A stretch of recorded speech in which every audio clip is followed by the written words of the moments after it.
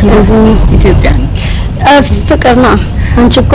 ከአንድ ነገር ከወደድሽ ማለት አንዳንድ ሰዎች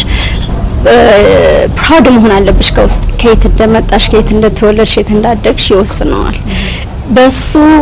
ፕራውድ ሆነሽ የምታድጊ ከሆነ ተደስተሽ የምታድጊ ከሆነ ዘላለም ዓለም ዳሃም ሆነ ቤተሰብሽ ሀብታምም ሆነ እነሱን ቤተሰቦቼ ናቸው ወይም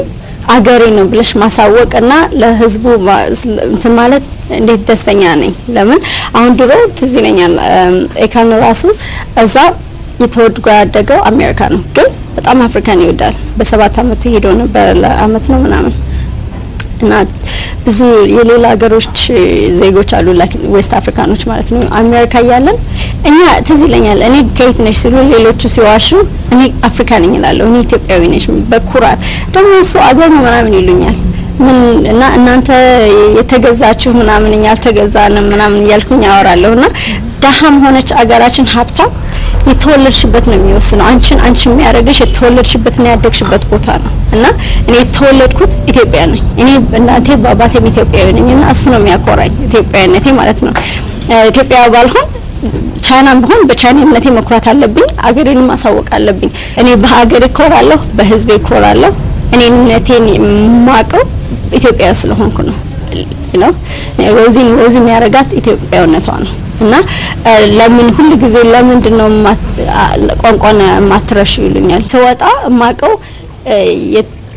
ይቺንም ታክል አማርኛ ነች እሷንም በፕራውድነቴ አወራዋለሁ ነው እንዳርሳም ሞክራለሁ አነባለሁ እንዳይጠፋኝ ምናምን አንቺ በመትኮሪበትና መርሳት የምትፈልጊው ብቻ ነው የምትረሺው መርሳት የማትፈልጊው ነገር መቼም አትረሺው እስቲ ሮዚና ራሷ እኔ እንዲህ ነኝ ከምትለኝ ስለ ጥሩ በጣም ደስ ይለኛል ምክንያቱም በጣም የሚገርመኝም ባህሪያቶች ናቸው የሮዚና ያላት ምናልባት አስተዳደጓም ሊሆን ይችላል በጣም ጥሩ ቤተሰብ ነው በጣም ከጨዋና በጣም ሰው ከምትወድ እናት በጣም ታታሪ ሰራተኛ ጎበዝ ሰው ሁሉ የሚወደው አይነት አባት ነው ያላት አስራት ተባላለች እናቷ በእንደዛ አይነት ቤተሰብ ውስጥ ነው ያደገችው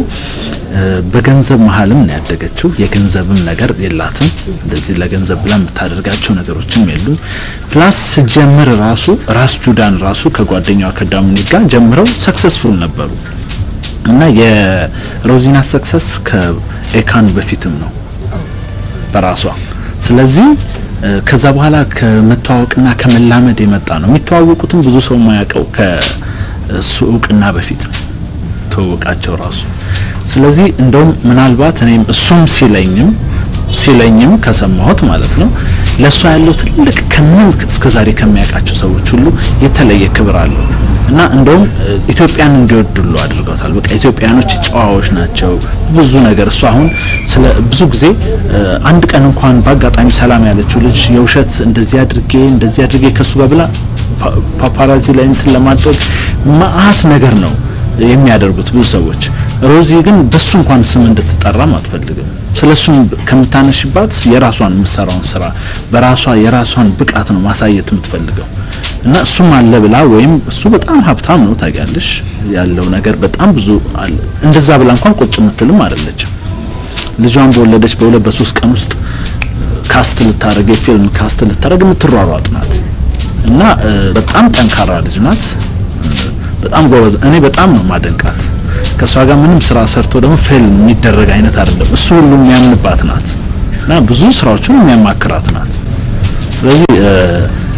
ኢትዮጵያዊ መሆኗ ራሱ የሚያኮራ ነው የእውነት ያው ትፈላለጊያለሽ ተመሳሳይ ነገር ያለው ሰው በተለይ የኢትዮጵያን ባህል ወደ ለውጭ ዓለም ለማስተዋወቅ የሚጥር ሰው በየትኛውም በፊልምም ቢሆን ምንም ቢሆን እንደዛ አይነት ሰው ስታይ ትኩረት ሰጫለሽ እዛ ሰው ላይ እና በእንደዛ አይነት ነገር ነው መጀመሪያ ትውቃችን ከዛ ግን ከአመታት በኋላ ከብዙ ጊዜ በኋላ ባለቤቴ ሙዚቃን በጣም ወዶታል እኔ ጋር ይሰማ ባላገሩ ነው ቁጥር 1ን 2ን 3ን እና የልጃችን ሁሉ ማጫወቻ ሆኗል ዘፈኑና በጣም ሳይን ሊያደርግ ይፈልጋል ስለዚህ ብላኝ ተገናኝተን ቀጠሮ ይዘን በዛ ነው የተጀመረው ሮዚና የኢትዮጵያን ነገሮች በፋሽንም በሙዚቃውም በፊልሙም ለውጭው ዓለም ለሜንስትሪሙ ይዛ መሄድ ትፈልጋለች እና እንደዚህ አይነት ህልም ያላት ልጅ እንደሆነች አውቃለሁ እና ይሄ ደግሞ ጥሩ አጋጣሚ ሆነላት መሰለኝ በሷ ምክንያት ነው የሁሉ እድል የተፈጠረው ማለት ነው። ሌላው ቀደም እንዳልነው የታዋቂው ዝነኛው ዘፋኝ የኢኮን ባለቤት ነሽ። የዝነኛ ሰው ባለቤት መሆን ደግሞ ብዙ ተቀጥያ ነገሮች አሉት እዛ። አንቺ ግን ሁሌ መውጣት የምትፈልጊው በራስሽ ነው። አዎ ሌሎች ሰዎችም ስጠይቅ አብርሃምንም ጠይቄው ነበረ። አንቺ ሙሉ በሙሉ በራስሽ ከኢኮን በፊትም በራስሽ ሰክሰስ መንገድ ውስጥ የነበርሽ ሰው ነሽና ምንድነው የተለየ ስሜት የሚሰጥሽ ነው? እንደ ምንም ስሜት የሚሰጠኝ ነገር የለም ነው። እሱም ዝነኛ መሆን አልሆነም ሰው ነው መጀመሪያ እሱን እንዳትረሽ ሰውነቱን። አሁን አንቺ ዘፋኝ ስለሆንሽ ወይም ዲዛይነር ስለሆንሽ ከሰው የሚያስበልጥሽ ነገር የለም፣ ከሰው የሚያሳንስሽ ነገር የለምና በሱ ምክንያት ሌላም ወንድ ቢሆንም